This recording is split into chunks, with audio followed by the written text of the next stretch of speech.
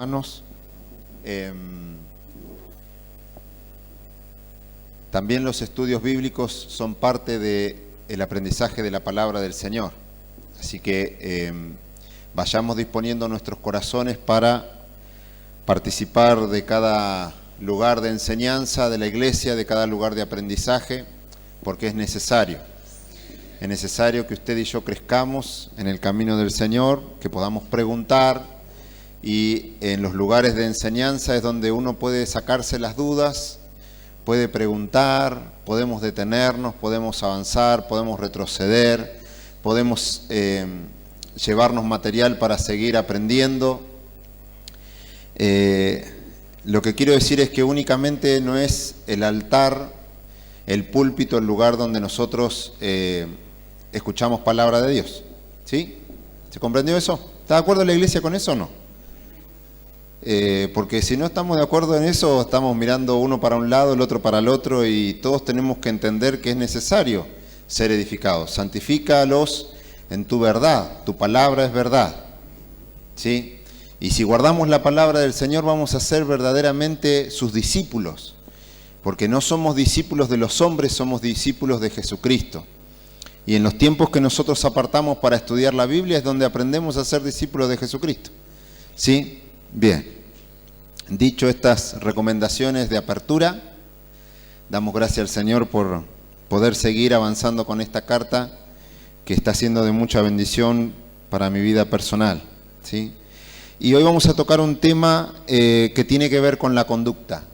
El hombre se rompe la cabeza, digo desde el punto de vista natural, desde el punto de vista social, el hombre se rompe la cabeza por cambiar la conducta del hombre, por ver qué método, qué innovación, qué enseñanza, qué didáctica, qué pedagogía utilizar, y el hombre va a seguir dando vueltas sobre el mismo asunto y no va a poder encontrarlo, porque el hombre necesita un cambio de corazón.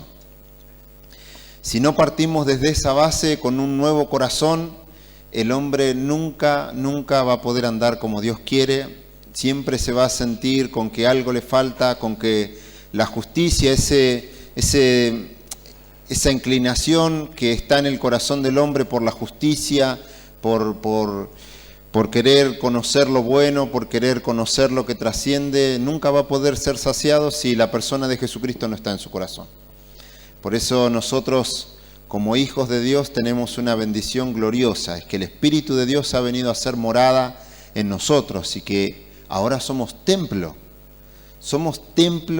del Espíritu Santo. Qué gloriosa verdad que se encuentra en las Escrituras y que es para nosotros. Es decir, que el Espíritu Santo no anda fuera ni lejos de nosotros. El Espíritu Santo ha venido a morar en nuestros corazones. Cuando hemos creído en el mensaje del Evangelio, hemos sido sellados por el Espíritu Santo. Y esto es algo permanente que no se va más de nosotros. Entonces tenemos una unción, que esa misma unción es la que nos enseña, la que nos guía. Y esto es de suma importancia para el tema que vamos a tratar, porque vamos a ver cuestiones de la conducta, pero esta parte de las Escrituras siempre tenemos que entenderlas dentro de su contexto, que viene a colación de los antiguos capítulos que vimos en Romanos, en donde aprendimos doctrinas fundamentales para nosotros, como son la condición del hombre, la justificación, la sustitución, la regeneración y esta maravillosa obra que Dios hace en las personas cuando se acercan por la fe a nuestro Señor Jesucristo. Y estuve tomando apuntes acerca de unos libros que comentan acerca de la ética cristiana y que es importante que nosotros comprendamos para poder explicar, para poder compartir, para poder instruir a nuestros hijos, porque recordemos que tenemos una tarea que es de orientar a nuestros hijos en la disciplina y en la amonestación en lo que a Dios se refiere. Tenemos esa tarea nosotros como padres y como hermanos también dentro de la iglesia también tenemos esa tarea, ese privilegio, esa responsabilidad de estar orientando a nuestros hermanos, de estar exhortándonos los unos a los otros, en todo lo que es conduciente al Señor, ¿sí? A poder ser edificados, a poder crecer. Nadie tiene que andar retando a nadie por retar simplemente, sino que todo lo que sea en consecuencia a la mutua edificación, al amor, a las buenas obras. Amén. Siéntase animado usted cuando alguien le exhorta en el Señor. Siéntase bendecido, porque es para nuestra edificación, es para nuestro crecimiento. Bien, Romanos 12, capítulo 12, versículo 14. Vamos a leer hasta el 21. Dice: bendecid a los que os persiguen, bendecid y no maldigáis. Gozaos con los que se gozan, llorad con los que lloran, unánimes entre vosotros, no altivo, sino asociándoos con los humildes, no seáis sabios en vuestra propia opinión. No paguéis a nadie mal por mal, procurad lo bueno delante de todos los hombres. Si es posible, en cuanto dependa de vosotros, estad en paz con todos los hombres. No os venguéis vosotros mismos, amados míos, sino dejad lugar a la ira de Dios, porque escrito está: mía es la venganza, yo pagaré, dice el Señor. Así que, si tu hermano tuviere hambre, dale de comer; si tuviere sed, dale de beber, pues haciendo esto, ascuas de fuego amontonará sobre su cabeza. No seas vencido de lo malo, sino vence con el bien el mal. Esta parte de las Escrituras es bastante claro cuando lo leemos de manera pausada, comprendiendo, deteniéndonos. Pero para poder hacer un estudio un poquito más minucioso, le quise poner algunos principios con los que podamos ver estos pasajes, porque suele suceder de que muchos creyentes hacen preguntas: bueno, ¿qué pasa si fumo? En la Biblia no dice nada si el cristiano puede fumar o no puede fumar. Y esto es un caso, un relato de un predicador que dice que una vez le preguntaron eso. Y él dice: mire, yo tengo la respuesta para usted. En la Biblia dice que no hay que fumar. Y el hombre le decía: no, ¿a dónde? ¿Dónde está en la Biblia que no se puede fumar? Y dice: el que es inmundo siga siendo inmundo todavía. Y esto se encuentra en el Apocalipsis. Es decir que hay principios en los que nosotros podemos entender por medio de las Escrituras que nos van a ayudar a comprender conductas que no están específicamente en la Escritura, pero sí el principio, sí la esencia de esa conducta, sí la esencia de eso que queremos hacer, sí se halla en la Escritura. Por eso habla de lo bueno, de lo malo. ¿Se comprende eso? Es decir, usted por ahí se va a encontrar con muchas preguntas y va a decir: ¿puedo hacer tal cosa? ¿El cristiano puede hacer tal otra? Y la Biblia no le va a dar concretamente ese dato para usted, pero sí le va a dar un principio para que usted pueda evaluar a través de ese principio a ver si lo que usted va a hacer es consecuente a lo que Dios enseña o no. Siempre nosotros como cristianos no tenemos valores éticos ni morales puestos en cualquier lugar. El creyente tiene como principio, como base, como fundamento de su conducta la Escritura. Ese es nuestro principio, es lo que nosotros tenemos que mirar, es lo que nosotros tenemos que contemplar y conocer. Si no conocemos la Biblia, muy difícilmente nos vamos a conducir en consecuencia a lo que dice la palabra. Y mucho menos si no hemos nacido de nuevo.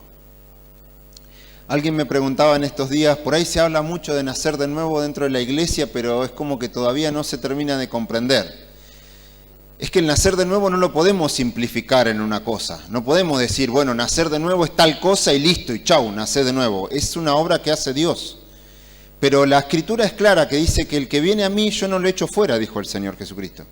Así que si la persona que todavía no ha nacido de nuevo siente que no ha nacido de nuevo, siente que no hay vida de Dios en él, que está un tiempito y que vuelve a caer y que no tiene esa relación consolidada con el Señor, la Escritura dice que el que se humilla va a hallar gracia. Y el que se acerca al Señor Jesucristo, Él no le echa fuera. Entonces, si hay un genuino acercamiento a Dios, un genuino arrepentimiento, Dios le recibe. Pero no podemos nosotros catalogar unos pasos específicos para decir: bueno, esta es la manera de nacer de nuevo, porque es una obra de Dios, es un milagro. Es un milagro, es algo que Dios conoce a los que son suyos. ¿Sí? Y en eso que nacemos de nuevo, Dios nos da el poder y la capacidad para andar en sus caminos. Dios nos equipa, ¿sí? Dios nos ayuda a andar en santidad. Hay algo que no debemos confundir y es nuestra posición delante de Dios y nuestra posición cotidiana. Nuestra situación cotidiana. Nosotros estamos en un andar inmanente, es decir, vamos cambiando de alguna manera, no somos los mismos, nuestro cuerpo se va deteriorando, a veces lo que pensábamos ayer pasa una semana y es como que no pensamos lo mismo, digo en cuestiones naturales y ordinarias, ¿no? Pero eso es la condición del hombre. El creyente delante de Dios tiene una posición, somos santos. Porque Dios, cuando creímos, nos separó y nos apartó, somos de Él, somos propiedad de Dios. ¿Se entiende? La otra parte que no debemos confundir con eso es que estamos en una santificación progresiva, vamos creciendo, vamos avanzando, vamos conociendo más al Señor, vamos apartándonos más de las cosas de este mundo, vamos madurando espiritualmente. Esa es nuestra santificación práctica. Es algo que el mundo eso no lo puede entender, porque ¿sabe lo que pasa en muchos lugares académicos? Hay un conocimiento intelectual acá acerca del deber que no acompaña el hecho de la persona. Entonces como que siempre la vieja problemática del ambiente académico es que la práctica no coincide con la teoría. Y están en que, bueno, ¿cómo se comprende que un alumno, un estudiante de cuarto año de una carrera comprende algunos conceptos teóricos pero que no los pueda aplicar? Sin embargo, nosotros en las Escrituras nace de nuestro interior, es el Espíritu Santo el que nos guía y el que nos moviliza. Nosotros debemos dejarle a Él las riendas de nuestra vida. Tenemos que dejarnos guiar por el Espíritu Santo. Tenemos que dejar que Dios sea el Señor de nuestra vida, porque si nosotros lo hacemos con un esfuerzo humano natural, no nos estamos diferenciando del mundo. Tenemos que vivir a Cristo. Tenemos que tener una vida de identificación con Él, de mirarlo a Él, de estar en relación, en comunión con Él. Y Él nos va a ayudar a apartarnos del mal. Hay un principio que rige a todos en general, a toda la iglesia, a cada creyente. Y es algo que está bien claro, hay un mandato claro: sed santos porque yo soy santo. Esto está en el Antiguo Testamento y está en el Nuevo Testamento.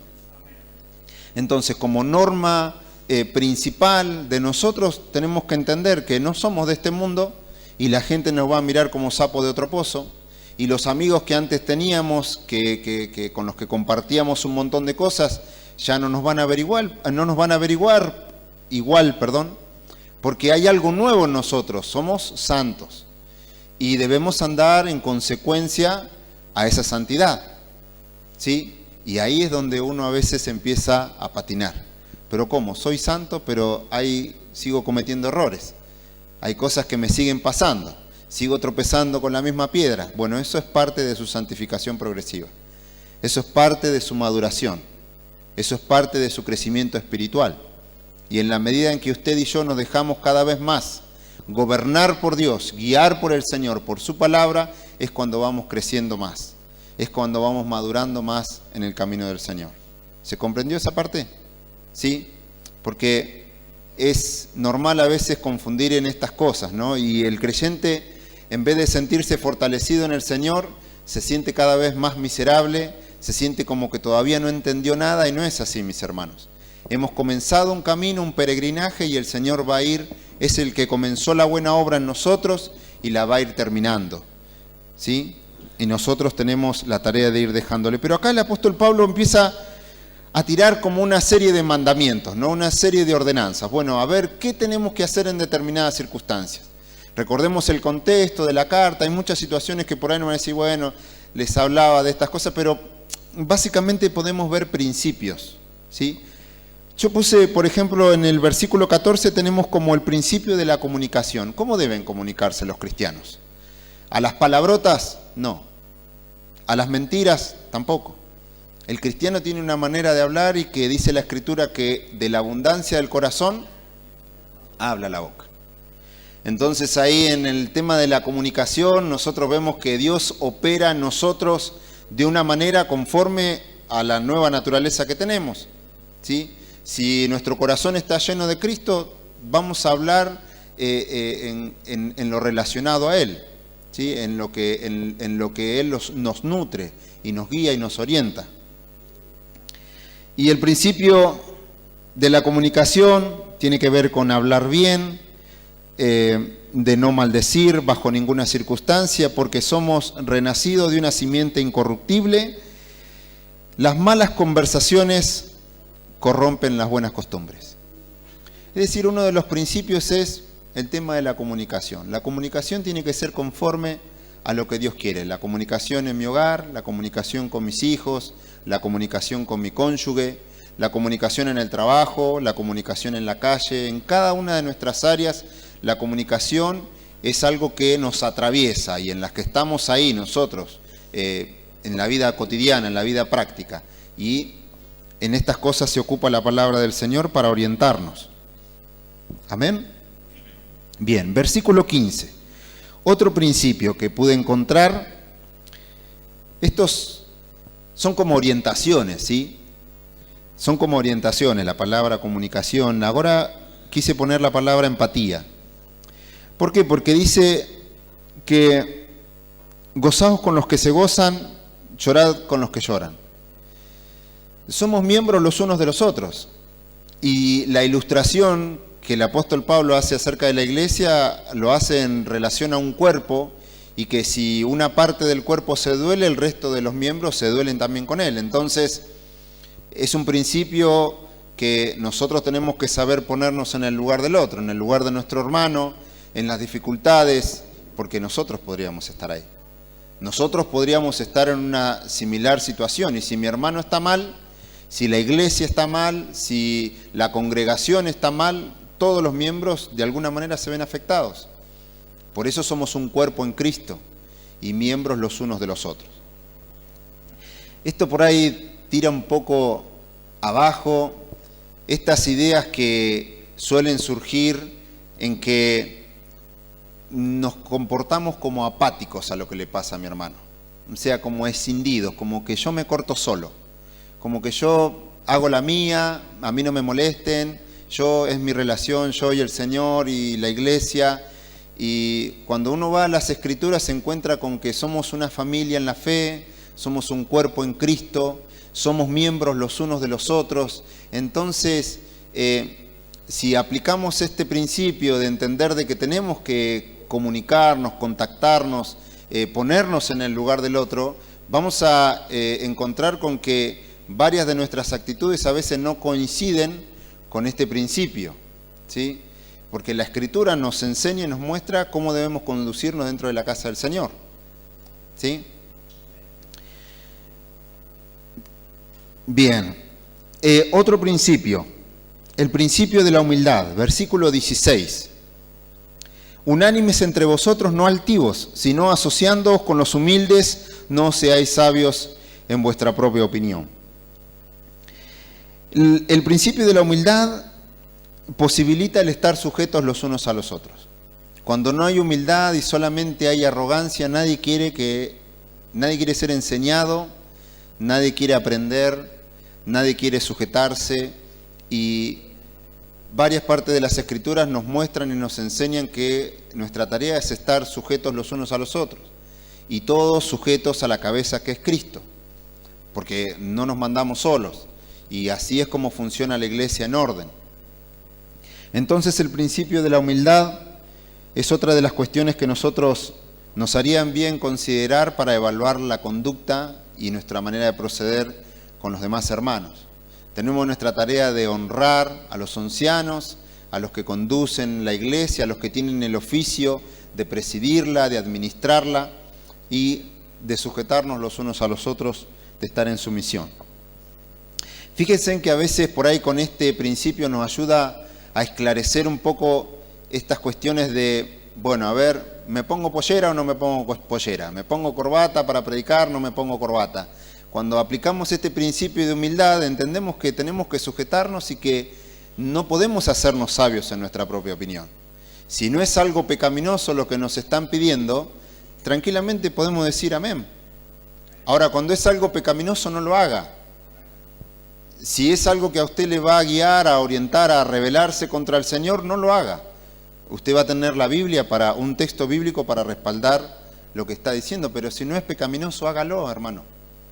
Porque somos llamados a andar en humildad, y si usted se humilla, Dios le va a exaltar, Dios le va a levantar. Eso dice la Escritura, ¿no? ¿Sí? Por eso es lindo cuando la iglesia anda en humildad. Qué bonito que es encontrarse con hermanos que están dispuestos para todo, ¿no? Esos creyentes cuando nacen de nuevo y son transformados, usted le dice, mañana ayunamos durante 3 días, ni entiende él por qué va a ayunar, pero ayuna. Usted le dice, mañana nos juntamos a orar a tal hora, y ahí el soldadito está firme, porque ha nacido de nuevo. Las personas que son renacidas de nuevo no tienen problema para decir amén, para estar ahí presente, para nutrirse, para aprender. Yo recuerdo esa parte de mi vida y a veces trato de que no se apague en mí. Tenemos que volver a ese estado del creyente cuando está deseoso por querer estar en la casa de Dios, por querer aprender, por querer participar de la comunión, por querer estar metido, implicado en las cosas de la iglesia, por estar siendo un miembro activo de las cosas del Señor. ¿Sí? Que el Señor bendiga a su iglesia. Bien, otro principio. El principio de la reconciliación. Versículos 17 y 18. Dice, no paguéis a nadie mal por mal, procurad lo bueno delante de todos los hombres. Si es posible, en cuanto dependa de vosotros, estad en paz con todos los hombres. Nos ha sido encargado este servicio de orientar a las personas a que reciban la reconciliación que Dios manifestó en Cristo por medio de la predicación del Evangelio. Y cuando nosotros consideramos estas cosas, que se nos ha otorgado ese privilegio de ser administradores de la gracia de Dios, es para que nosotros también comprendamos de a dónde nos ha sacado el Señor. Y que nosotros antes estábamos en una situación de enemistad con Dios. De enemistad con Dios. Y uno a veces puede molestarse, ¿no? Por decir, bueno, este hermano o esta persona está enojado conmigo, no sabe con quién se mete. Yo soy el ungido de Jehová, dicen alguna hora. Y guarda, no toques al ungido. Pero sin embargo, nosotros, al ser participantes del ministerio de la reconciliación, es para que comprendamos de que antes estábamos en enemistad con Dios. Y si siendo enemigos fuimos reconciliados con Dios por medio de Jesucristo, ese es un principio para que nosotros lo apliquemos en nuestra conducta, ¿sí? Cuando nos encontramos con personas que nos agreden, que dificultan nuestro caminar, que nos oprimen, ¿sí? Entonces, no tenemos que pagarle mal por mal a nadie, ¿sí? Mientras de nosotros dependa. Porque es cierto que hay gente que no se quiere llevar bien con nadie. Pero mientras de nosotros dependa, estemos en paz con todos. ¿Sí? Ahora, cuando escape de usted, diga, bueno, Señor, yo entrego esta situación en tus manos. Quiero que tú te hagas cargo de esta situación y el Señor va a hacer lo que tenga que hacer. Pero mientras de nosotros dependa, estemos en paz. Si hay algo que nosotros podemos solucionar para que la situación no se agrave, y si en eso tenemos que pedir perdón, la otra vez en una predicación dije que por ahí los esposos deberíamos pedirle perdón a las esposas y a los hijos por nuestros errores, y se armó un revuelo en algunos lugares. Pero si el bienestar del hogar va a verse facilitado por nuestra humillación como hombres, yo digo, no tendría que haber impedimento en que nosotros tomemos ese lugar de humillarnos. Si hemos cometido un error, decir, bueno, decirle a la esposa, decirle a los hijos, me he equivocado, y Dios levanta a las personas que se humillan, que reconocen su error, porque miren, todos en alguna área somos débiles, tenemos dificultades, tenemos cosas que recuperar, tenemos cosas que sanar, pero cuando nosotros nos humillamos, Dios nos va exaltando, Dios va reparando lo que nosotros hemos dañado, ¿sí?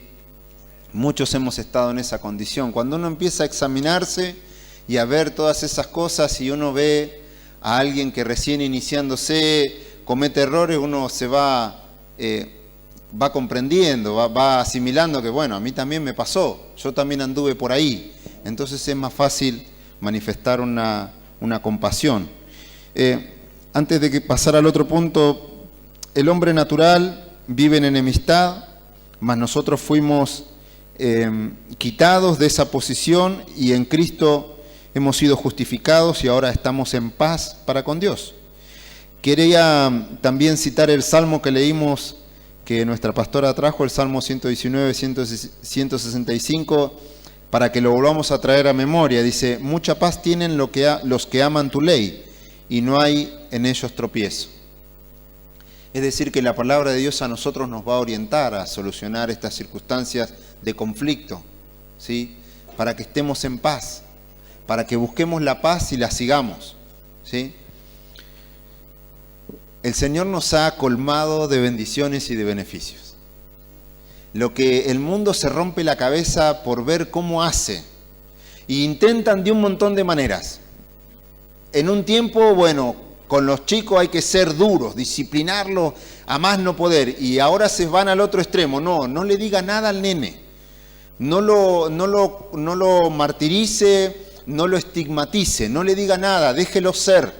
Y hoy por hoy a los chicos no se les puede decir nada. Y el mundo se va de un extremo al otro. Pero nosotros, si miramos atentamente en la palabra de Dios, vamos a actuar en justicia. Vamos a ser instruidos en justicia, vamos a ser equilibrados, justos, cabales, si aplicamos y ponemos en práctica los consejos que Dios tiene para nosotros. Bendito sea el nombre del Señor. Yo me siento alegre con estas noticias que el Señor tiene en su palabra para nosotros.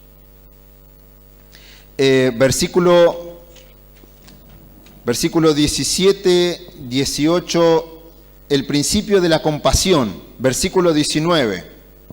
No os venguéis vosotros mismos, amados míos, sino dejar lugar a la ira de Dios, porque escrito está: mía es la venganza, yo pagaré, dice el Señor.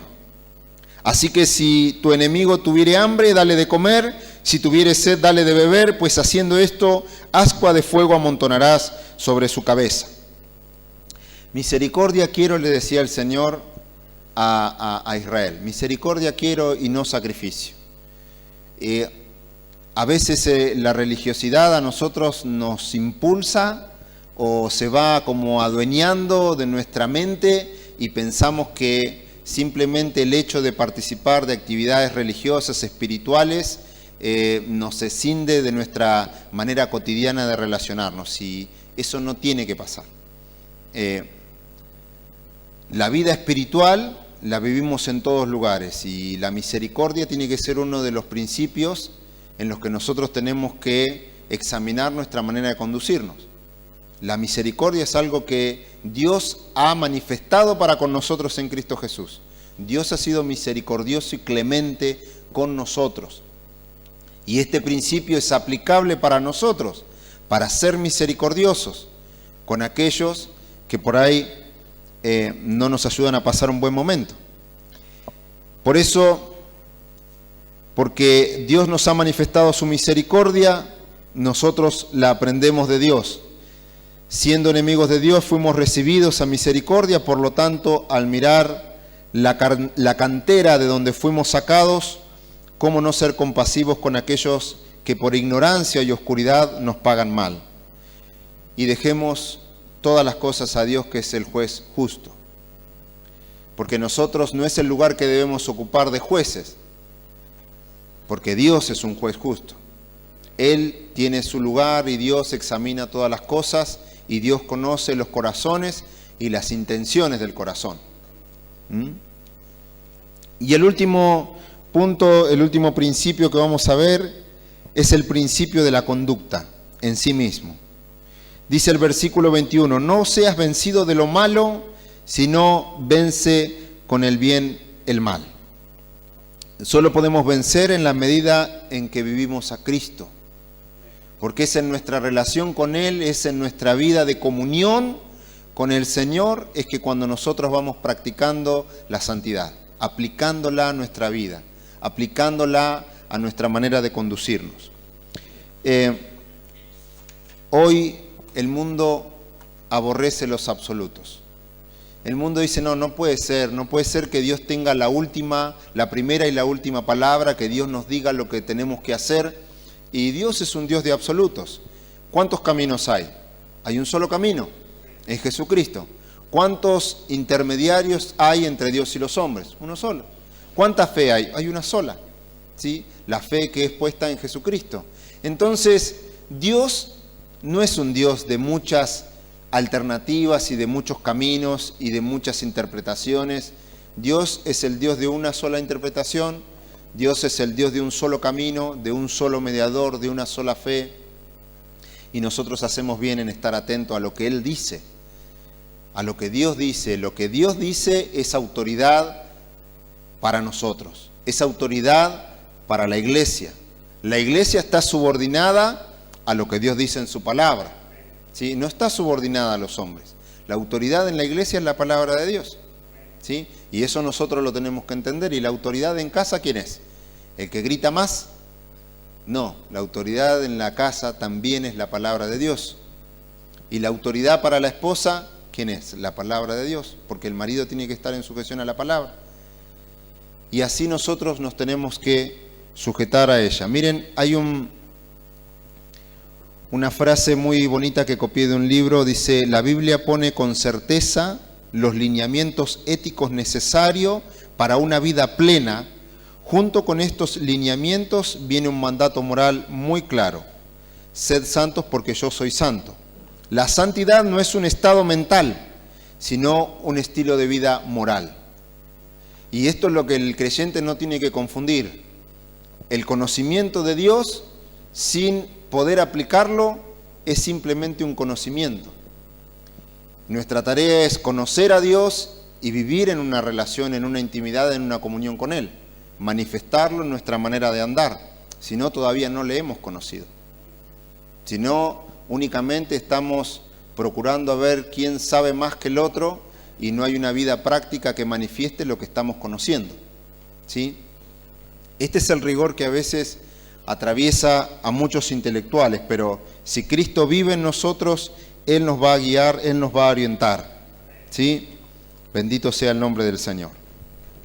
El mundo se ha relativizado, y en eso de que se ha relativizado también se ha hecho utilitario. Y hay cuestiones que se analizan en función de que si sirven o si no sirven. Si a mí me convienen, o sea, si me dan éxito o si no me dan éxito. Y nosotros cuando evaluamos de esa manera, es probable que nos deslicemos de lo que Dios dice. Porque lo que Dios nos invita a aplicar puede que muchas veces no nos dé el éxito humano y que el mundo espera tener. Pero nosotros podemos estar seguros de que al hacer la voluntad de Dios, Dios toma las riendas de la situación. Y Dios es el que va enderezando la circunstancia y la situación y va moldeando todas las cosas. Pero cuando nosotros aplicamos nuestro criterio, nuestro razonamiento, es cuando el hombre comienza a hacerse vano. Porque el hombre se comienza a envanecer en sus razonamientos. Y el corazón termina siendo entenebrecido y se termina apartando del Dios vivo. Por eso nuestra finalidad nunca tiene que ser utilitaria, o sea, a ver si es útil para nosotros. Bueno, a ver, a mí me sirve 2x3 ir a la iglesia, dar el presente y listo. A mí me sirve no estar ocupando un lugar sin comprometerme con el resto, sin estar haciendo eso, a mí me ayuda a andar bien, pero ¿es lo que Dios quiere?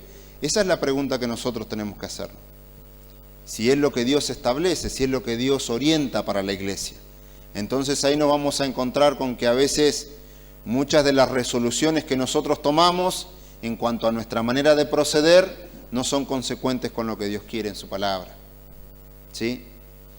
Entonces hay que tratar de discernir. Y esta es tarea de nosotros, los hombres y las mujeres de Dios, de discernir entre lo santo y lo profano, de discernir entre lo que procede de Dios y lo que no procede de Dios. A veces es lindo cuando a una persona le consultan acerca de temas espirituales, pero hay veces que uno dice, no puede ser, hermanos que ya tienen que empezar a caminar en el Evangelio, hay preguntas que es como que se caen, es decir, hermano, no me tiene que preguntar si puede fumar o no puede fumar. Si usted quiere seguir en su antigua vida, siga en su antigua vida, tiene que tomar la decisión. ¿Qué está esperando? ¿Que alguien le diga no fumes y que su vida se transforme en un legalismo? O sea, que otra persona le esté imponiendo lo que tiene que hacer. No, entréguese a Cristo. Y usted va a ver que esa misma santidad que produce el Señor en usted lo va a ayudar a apartarse del mal. Porque si no caemos en un legalismo y la gente necesita que le digan qué es lo que tiene que hacer. Pero lo único que tenemos que hacer es entregarle nuestra vida al Señor y conocer su palabra e indagar su palabra. Tenemos una tarea de discernir entre lo santo y lo profano, entre lo que Dios aprueba y lo que Dios no aprueba. ¿Sí? El apóstol Pablo le decía a los hermanos de Corintio, todo me es lícito, pero no todo me conviene. Todo me es lícito, pero no todo edifica. Entonces ahí usted se puede hacer una pregunta. Lo que estoy haciendo me está edificando, y usted puede decir, bueno, a mí me hace bien. Me hace bien manejarme tranquilo en la iglesia, manejarme a mi manera. Me hace bien, pero no edifica al resto. Y el apóstol Pablo va a decir también, nadie mire por lo suyo propio, sino hay que considerar el bien de los demás. ¿Sí? Son principios maravillosos, porque el Señor, cuando establece la esencia de los mandamientos del Nuevo Testamento, dice, y amarás al Señor tu Dios con toda tu mente, con todo tu corazón, con todas tus fuerzas, y amarás a tu prójimo como a ti mismo. Fíjense en qué principios maravillosos para que nosotros podamos examinar a la luz de estos textos bíblicos, a ver si lo que estamos haciendo es agradable a Dios o no es agradable a Dios. Pero tenemos un trabajo de examinarnos, de reflexionar. Y luego de que uno reflexiona en lo que está haciendo, tiene la oportunidad de tomar decisiones. Tiene la oportunidad de elegir. Bueno, muchachos, ¿qué van a hacer? ¿Van a elegir a Dios o van a seguir en pos de dioses ajenos? ¿Van a seguir en el camino de santidad o van a seguir revolcándose en la misma inmundicia? ¿Sabe lo que va a hacer el que no nació de nuevo? El que todavía no es una oveja. Va a volver a revolcarse en el cieno. Va a volver a revolcarse en lo que antes era su lugar, su ambiente, su lugar de naturaleza. Pero sin embargo, el que ha nacido de nuevo va a estar ahí en el regazo del Señor. Va a volverse a su Dios. Va a decir, voy a alzar mis ojos a los montes de donde vendrá mi socorro. Y 7 veces cae el justo, pero Jehová lo levanta. Y somos como la palmera que se inclina, pero Dios le da la suficiente flexibilidad para volverse a poner. Y vamos a ser como los árboles plantados en la casa de Jehová, en los atrios de nuestro Dios. Ordena mis pasos con tu palabra, y ninguna iniquidad se enseñoree de mí. Dice, esto decía el salmista en el Salmo 119, me parece, que estuvimos compartiendo recién con nuestra pastora. Que no se enseñoree de mí lo malo. Si nosotros aplicamos la palabra de Dios a nuestra vida, el mal no se va a enseñorear de nosotros. El mal no va a tener lugar en nosotros si nosotros le ofrecemos las riendas de nuestra vida al Señor y somos insistentes en volvernos a Él, en rendirnos a Él, en dejar lo que Él oriente nuestra vida. Y ya, para terminar, el apóstol Pablo le dice, todo me es lícito, pero no todo me conviene. Todo me es lícito, pero no todo edifica. ninguno busque su propio bien, sino el del otro. Y 1 Corintios 6:12 dice, todas las cosas me son lícitas, mas no todas convienen. Todas las cosas me son lícitas, mas yo no me dejaré dominar de ninguna. Usted tiene libertad en Cristo. Esa libertad no es pretexto para pecar. Esa libertad no es pretexto para hacer lo malo. Esa libertad es para que sirvamos a Dios con un corazón alegre, porque Dios nos ha hecho libres y estamos en la gracia de nuestro Señor Jesucristo. Y cuando consideramos nosotros este glorioso principio de amar a Dios con todo nuestro corazón, con todas nuestras fuerzas, con toda nuestra alma y a nuestro prójimo como a nosotros mismos, es cuando podemos entender y andar en la libertad, en el amor con el que Dios quiere que andemos como hijos suyos. Amén. Así que vamos a orar. En estos días hacer lo correcto a veces es motivo de aplauso. Hoy estábamos en una reunión con mi hermana y se les aplaudía a administradores públicos que se les paga por hacer el trabajo que tienen que hacer. Entonces no corresponde darles un aplauso, porque ellos lo deben hacer. Y usted no espere los aplausos de nadie cuando haga lo que tiene que hacer, ¿sí? Esté contento nada más porque hizo lo que tiene que hacer. Pero hoy en estos tiempos estamos en un mundo tan corrompido que cuando alguien hace algo bueno y la gente le tiene que aplaudir porque casi nadie hace algo bueno, ¿sí? Nosotros somos llamados a andar en luz y el único que nos va a decir y es el que tiene la alabanza que vale es el Señor cuando lleguemos a su presencia y nos diga, bien, buen siervo fiel, en lo poco has sido fiel, en lo mucho te pondré. Esa es la única alabanza que nosotros necesitamos. Que Dios nos apruebe, que no seamos reprobados en cuanto a toda buena obra. ¿Sí? Gracias, Señor, te damos.